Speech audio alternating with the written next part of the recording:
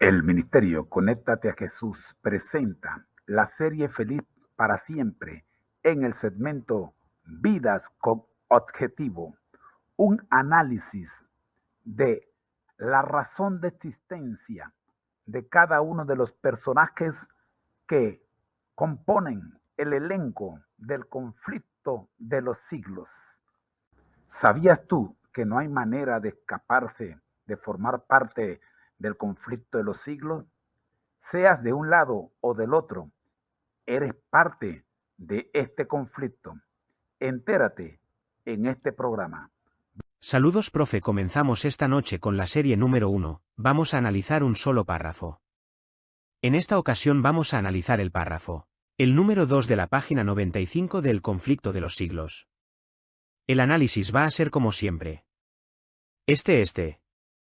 El espíritu de Hus parece haber sido en aquella época de su vida el escenario de un doloroso conflicto.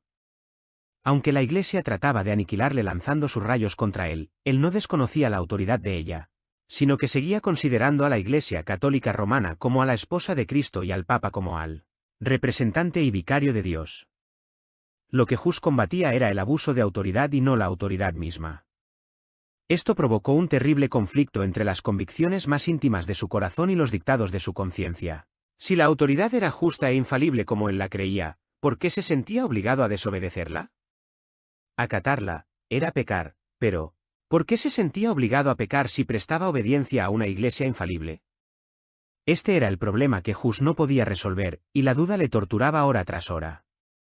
La solución que por entonces le parecía más plausible era que había vuelto a suceder lo que había sucedido en los días del Salvador, a saber, que los sacerdotes de la Iglesia se habían convertido en impíos que usaban de su autoridad legal con fines inicuos. Esto le decidió a adoptar para su propio gobierno y para el de aquellos a quienes siguiera predicando la máxima aquella de que los preceptos de las Santas Escrituras transmitidos por el entendimiento han de dirigir la conciencia. O en otras palabras, que Dios hablando en la Biblia, y no la Iglesia hablando por medio de los sacerdotes, era el único guía infalible.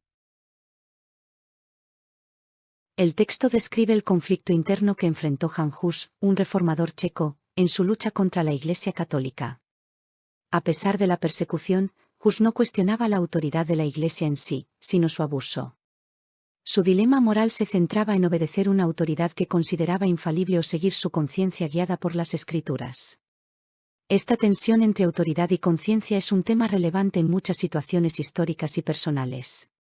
Ahora, exploremos las enseñanzas y aplicaciones de este pasaje. ¿Qué reflexiones le inspira? Claro.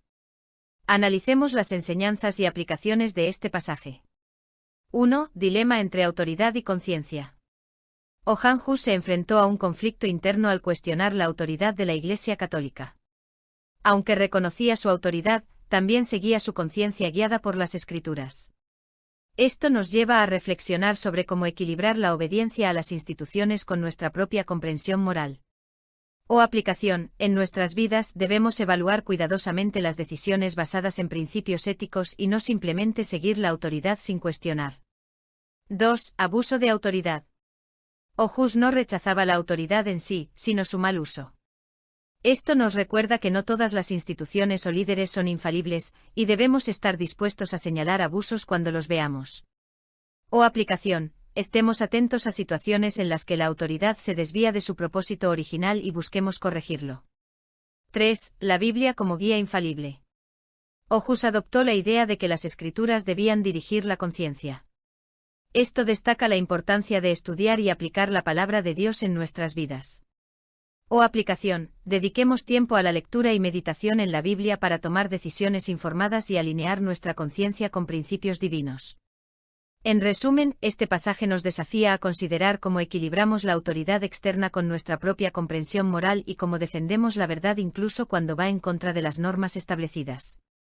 ¿Tiene alguna otra observación o pregunta?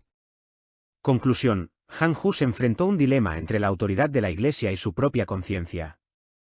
Su lucha contra el abuso de poder y su firmeza en seguir las Escrituras nos inspiran a reflexionar sobre nuestra propia obediencia y discernimiento.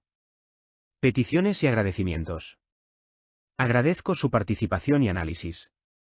Si tiene más preguntas o desea profundizar en algún aspecto, no dude en comentarlo.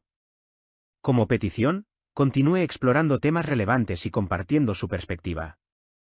Estoy aquí para seguir conversando. Así es, llegamos al final de nuestro estudio de hoy. Recordemos siempre nuestro lema y nos vemos mañana, con la ayuda de Dios. Agradezco a todos los que trabajan detrás de las plataformas virtuales que hacen posible este evento. Continuamos con el propósito de cumplir el mandato de Mateo 28, 16-20. Bendiciones para todos y hasta mañana. Gracias. Es un honor poder asistir en este estudio y contribuir a la publicación de este material tan importante. Agradezco la oportunidad de servir en este camino para el encuentro con nuestro Dios, tal como lo expresa el libro de Amós capítulo 4 versículo 12. Recordemos siempre que, aquel al que el Señor llama, capacita, a quien envía acompaña. Mantengámonos siempre gozosos, conectados a Jesús, a través de la Biblia. Todos juntos, rumbo al cielo. Bendiciones. Gracias a ti. Nos vemos en el próximo segmento. Recuerda, como bien dices, que aquel a quien el Señor llama, también lo capacita y acompaña. Sigamos gozosos, conectados a Jesús a través de la Biblia, todos juntos rumbo al cielo. Y sí, por favor, están todos invitados a seguir el tema número 10, la historia de la nueva y el camino a Cristo, capítulo 3. Bendiciones para todos.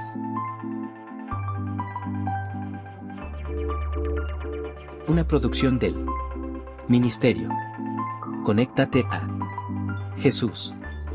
Gracias a seminarios y tutorías.